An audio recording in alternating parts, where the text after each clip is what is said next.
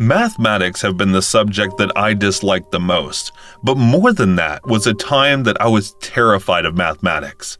And I guess to this day there's much trauma that I've been associated with mathematics. So much so that I don't think I'm going to even look at mathematics books the same. And there is a reason for this. And the reasons date back to 2010, when I was fresh out in college. And I believe it or not, I was going for the mathematics major. There was a young mathematics enthusiast. I was really excited for college and am able to do mathematics with incredible difficulty at the college. The professor was really good when it came to mathematics, probably one of the best I have seen when it comes to solving tough problems. I was really intrigued by him, and I asked him if he would tutor me in extra time, and he said that he will if I get one more pupil to sign up for it. Now, I did not know who I could possibly ask. And then Emily came at the exact moment and asked the professor the same thing that I did. And the professor said that now that we are here, we can start the tutoring. And I asked him if he wanted to teach us the extra in the library. He said, every time we do a problem, the librarian will try to quiet us. Let it go.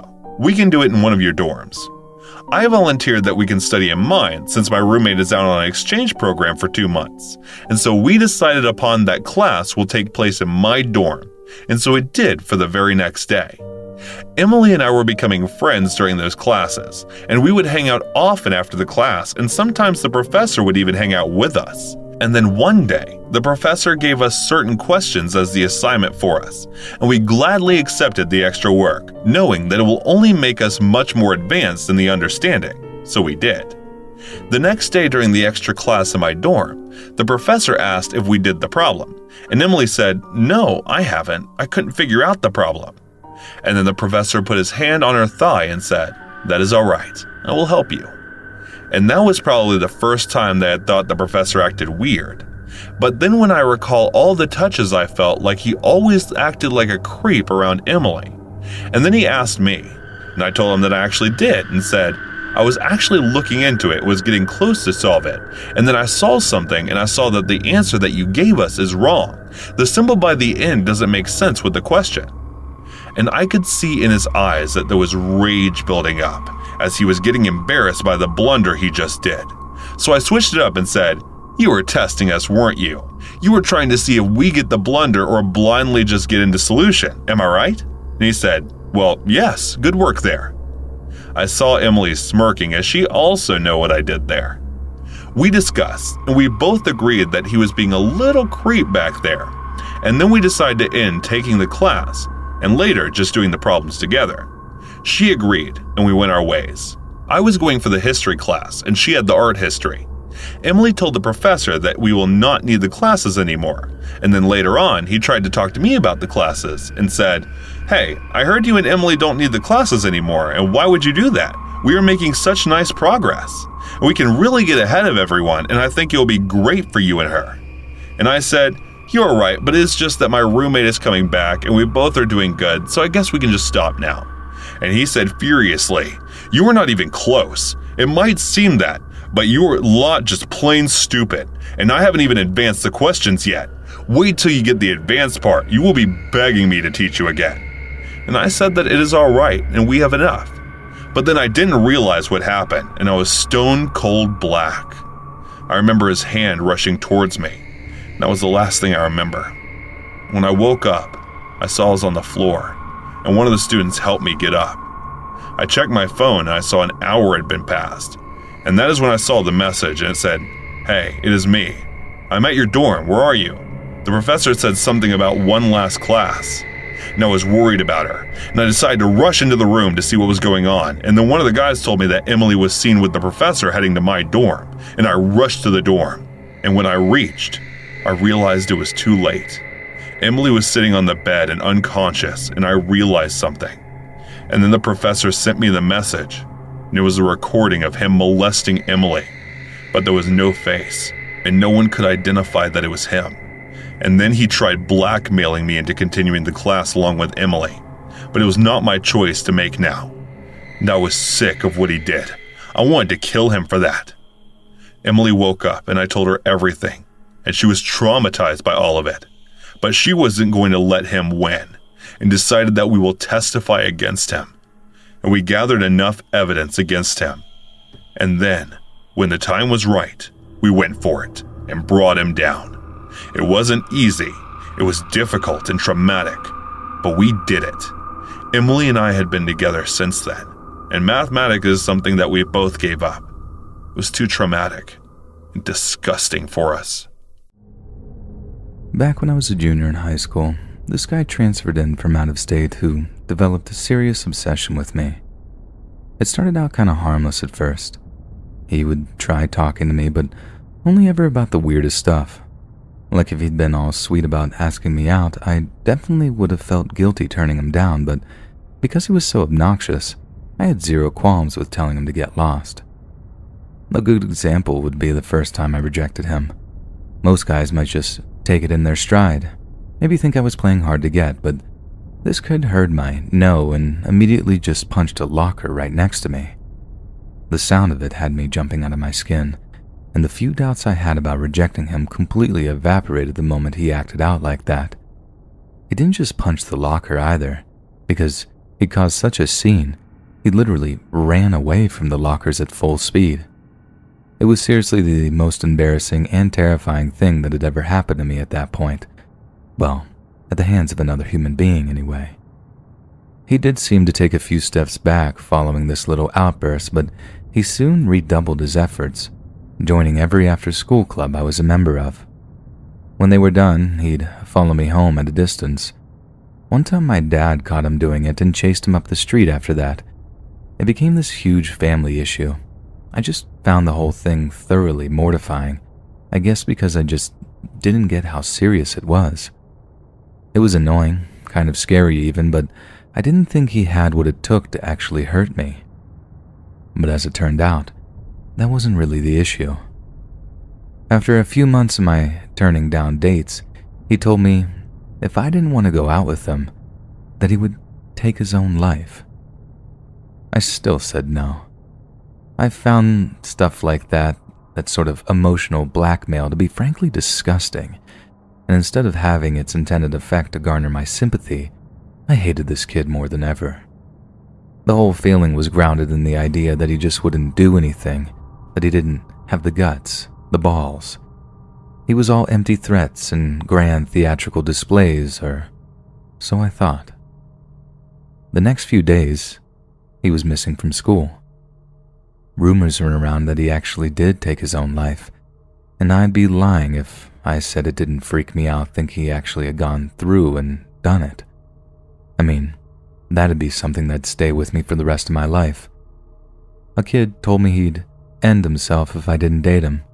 I didn't, so he did.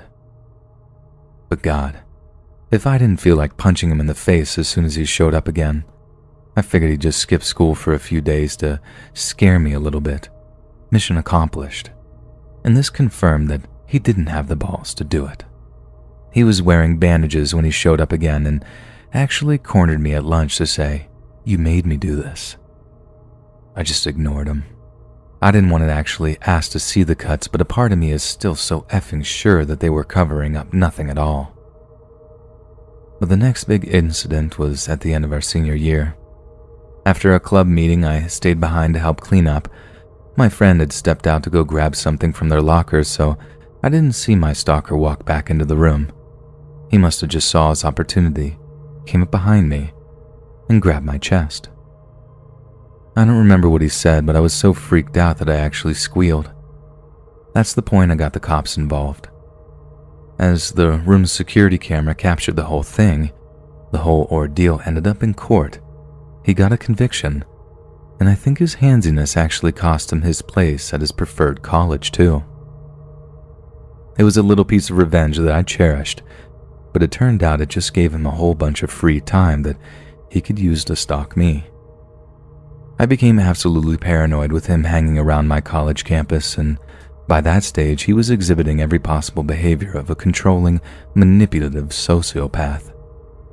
I just remember being terrified that he'd eventually try something worse. I finally transferred schools, and about a year later, I started getting emails from him, most of which were apologies for how mean he was to me and asking if I forgave him. But the emails quickly turned into him begging for my Facebook info. I had him blocked on Facebook since high school, and I absolutely didn't want him to know where I was going to school, so I ended up blocking him on my email too. Since then, I've not heard from him again, and I have also moved across the country for another reason entirely. But the move honestly brought me a lot of relief that I wouldn't accidentally run into him sometime, and the whole cycle might start again. Hey guys, thanks so much for all this support. If you haven't subscribed to the channel yet, please feel free to do so. Back when I was 13 years old, I was in middle school, and I really needed a math tutor who would give me classes since I was very bad at math and struggling. I considered my circle of friends very big, so I asked around for any recommendations for math tutors who would give me classes. And to my surprise, about 4 of my friends recommended the same person. Someone we'll call C for this story. I asked for C's number and they gave it to me. Then I texted him and asked him all about the classes. Questions like what time he would be available to come over and what the price of the class would cost. We discussed and planned a little bit, and then soon I'd be having my first class with him within a week. I was both nervous and ready. I wasn't a lazy or bad student, and it killed me that I couldn't get a grip of this math, so I was ready to bring my grades back up, but I was also nervous because I just didn't know this guy. Well, he came over just in time, and we sat at a desk I have at my house. C was middle-aged, which really made me uncomfortable, but my parents seemed to like the guy. He presented himself well, and I had to give him credit for that. Besides, I had an important test coming up in some weeks, and I didn't know a thing, so there was no going back. The classes actually went really well. He was a patient and good teacher, and everything was normal. C was funny too, which made the classes pleasant of all things. The weeks went by, and I finally had to take my big math test, and I actually got a good grade on it. Seeing that my grades came up like that so quickly, I decided to keep studying with C, because I'd be starting geometry soon, and I already knew how bad I was at that subject as well. Classes were fun with C, and everything was fine. My friends gave me really good comments about him, and I soon stopped feeling uncomfortable about his age. Time went by, and everything was great, until one class. My school has guidance class second period, and we usually do nothing, so I talk to people and fool around. I was talking to a friend of mine one day about how nervous we were for the upcoming test, and she asked me who was my tutor. She knew I had one, but she didn't know who, and I told her it was C. The teacher walking by heard me mention him, so she asked me if he was my tutor. I said yes, but she gave me this shocked expression. I'd never seen her that way, and no lie, it gave me chills. She told me that I need to stop seeing him immediately. She said that he harasses his students once he gains their trust, and she told me a story of a girl who studied with him. She trusted him a bit too much, and C began to touch her. She became uncomfortable and began to back away from C, but C would keep touching and harassing her. It came to the point where her mother reported him to the police, but they couldn't do anything since they didn't have enough evidence and couldn't arrest him. Not to mention at the time he was well trusted and liked around the community. I was actually shocked when I heard this. I asked my teacher if there were any more victims, and she said yes, but most of them are too afraid to come forward to the police. So they go to the school psychiatrist, who was the teacher I was talking to, since it was the guidance class. She continued, saying that he would often do magic tricks to gain trust. I remembered a time where he showed me how he made an eraser disappear and reappear. Everything she was warning me about, he was doing. Right after that class, I called the 4 friends who had recommended C, and I told them to stop seeing him.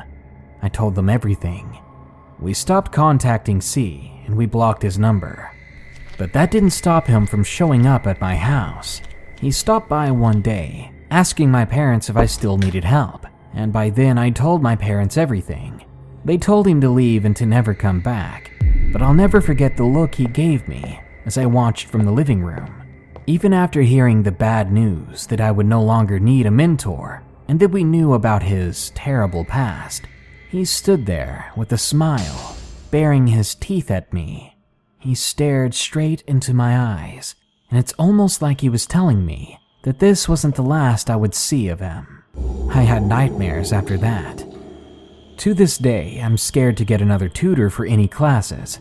I'm very much in disbelief I was in a situation like that, and I'm thankful that one of my teachers knew about C. I don't want to know what C would have done to me if we spent more time together, and luckily, I haven't heard from him since. Since my very youngest days, I was treated as a golden child. My mother heaped buttloads of affection onto me and bragged to her friends how great of a son I was. I fear my younger brother missed out because she had already spent all of the love she had on me, so to speak. I joke about this, but I am somewhat serious at the same time. His upbringing lacked much of the praise and attention I was given. When I began playing in organized sports, the rest of the world joined in. Soccer came first.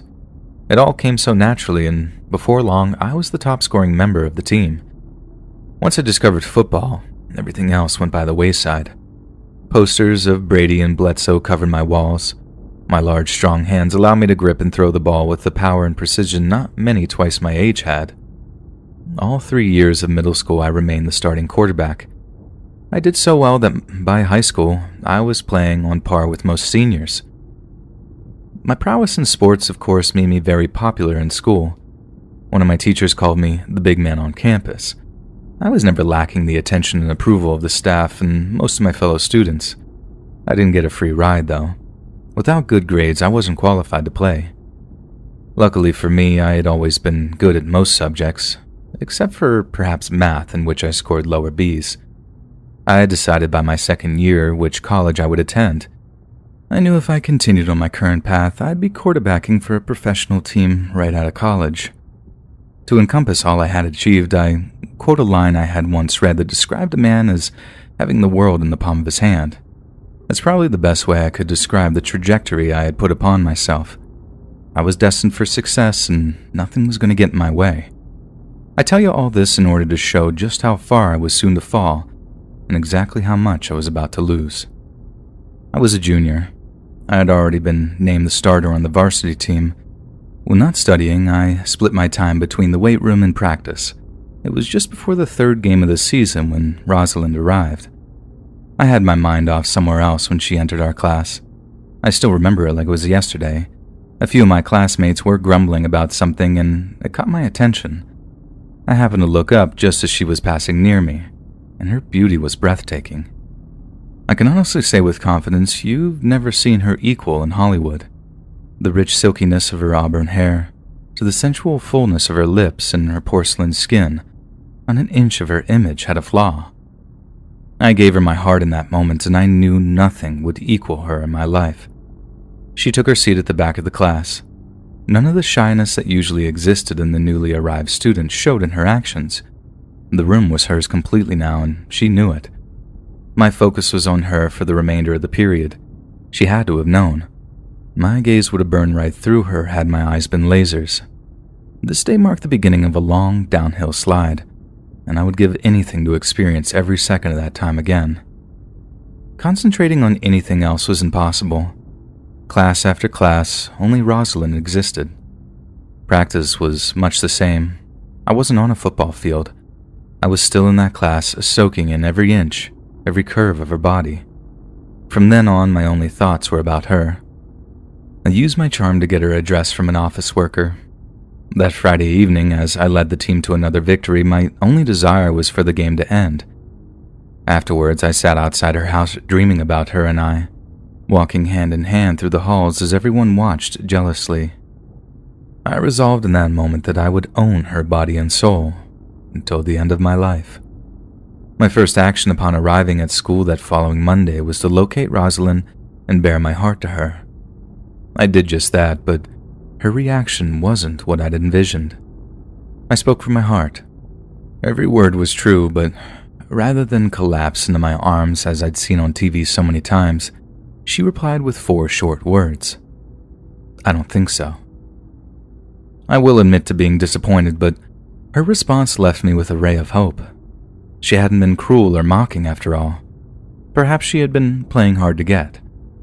I knew I had to pursue her as a hunter pursues his prey. Maybe I would even be required to make a large sacrifice to prove my love.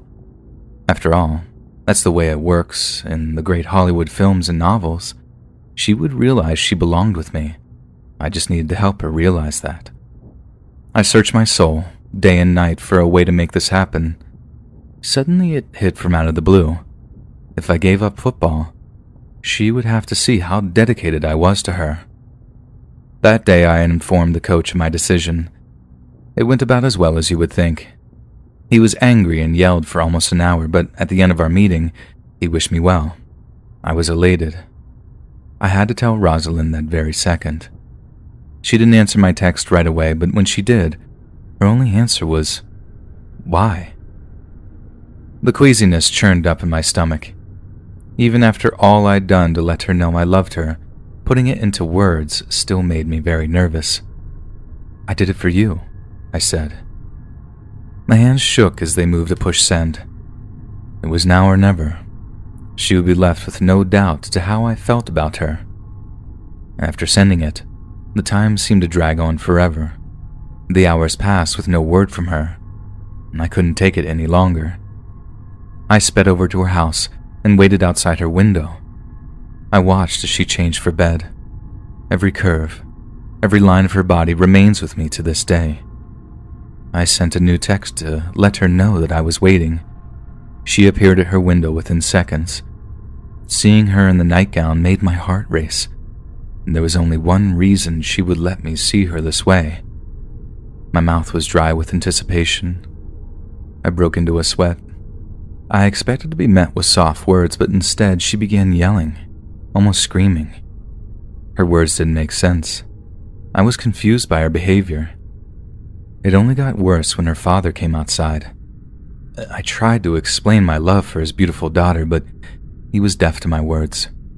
Rosalind began to curse me from her window, terrible things I don't dare repeat here. I never dreamed this could have happened. With every word, her curses knocked me lower and lower. It was a pain I'd not wish on anyone. I was so distraught I didn't hear the word police until it was almost too late. I fled just as I noticed flashing lights up the street. I lay down in my car as they passed and sped away as they pulled up to Rosalind's house. My sobs grew and grew until I was consumed by my grief. I laid curled up upon my bed, wailing uncontrollably. However, as my tears began to subside, another fire kindled inside. My anger roared by the second, until it consumed any sadness I once had. And by dawn, I transformed into some sort of beast. A monster I never knew existed in me had taken control of my body. I began to rage. I thought, no one says those things to someone who loves them. They know the power they have over them. The idea of punishment fleeted in and out of my brain, briefly at first, then more and more until it set root and fostered a plan for retribution. I see now just how far I had gone. My love, if that's what you can call it, had transformed from obsession into hate. The quickness in which this occurred still terrifies me. In that day and in that time, I could only think of one thing: revenge. She had to feel my pain. There was no other way she could learn what she had done. I entered the school that morning with a single, focused purpose. My anger had clouded my mind from considering the consequences of what I was about to do. I could see the terror in her eyes as I drew closer, and I could remember feeling satisfied by this. I said nothing. I just grabbed her by the throat, both hands gripping as tightly as possible, and I knew it wouldn't take long. My grip was strong and my hands were large. I was oblivious to the grabbing and pulling of others around me. Her face took on a dark red, then almost purple hue, and I knew it wouldn't be long now. I stared into her beautiful green eyes that I had dreamt of for countless hours, and was awed by them even as they filled with the streaking of blood. My adoration angered me even more. The next thing I remember was lying on the school floor being held down. The din of their yells seemed muffled. I was miles away, lost in the confusing pattern of the ceiling tiles above me. I'm not sure how long it was before I was told Rosalind had survived. It appeared I had been stopped before I was able to achieve my goal. This news didn't anger me, nor was I relieved. I had become numb. It's taken me many months to reclaim the identity I once was. I was terrified to feel anything. I'd become nothing more than a frightened child. I've been fortunate enough to be sent to an institution that focuses on therapeutic rehabilitation. I'm by no means fully healed, for the lack of a better word. There still are moments where I find myself giving over to my dark side. I don't necessarily blame the entertainment industry for the way they portray relationships or the pursuit of love in a wider context. I'm responsible for the way I handle the situation. Something inside of me is broken. However, in the same breath, I do question what impression they intend on presenting. A young, naive, and romantic man such as myself is inundated with talk of the so-called game and the premise of sacrificing for love, among other trite concepts. Without any real guidance from a more experienced adult or father figure, a young male often uses images from the popular entertainment around him. It is a discussion that should be had, considering more boys are growing up without a positive male role model in their lives. Please pardon me for going off onto my own path. I still require a lot of work. The purpose of writing this was to recount the events that led me to my current position. My counselor and I agreed that it would be a good idea to put my story and my feelings at the time on paper. It could serve as a motivating factor for myself and others to see how far I've come in my therapy. Now that I have, it is certainly encouraging to see the progress I've made. At the same time, it's shed light upon the darker side of my personality, and that has been a horrifying vision. Despite this, I'm confident I'm on the path to regaining my true self, and perhaps one day you'll recognize the brother you grew up with. I've just about written down everything I can recall from that time, and lights out is quickly approaching. I'll make a copy of this for my counselor, minus a little epilogue to you. Of course, I'll be sending you this version for yourself. Feel free to share it with your mom or anybody else in the family that may be curious. I've written Mom a short note just about regular stuff and sent it last week, so she should receive that soon. If you have the time, I'd like you to do something like we discussed and seek out the proper place on the internet to share this. All I ask is that you leave out my name, but I probably don't have to tell you that. I'm sure you don't normally tell people your older brother is psycho. I'd like young people to be able to read an authentic account of what goes on in the mind of someone like me without all the sensationalistic fluff. I don't seek notoriety or fame for what I've done. It is an inexcusable act against one I profess to love. My hope is that it can serve as a template for the young, a diagnostic instrument to help them recognize the same patterns in their friends or themselves and stop them before they get out of control.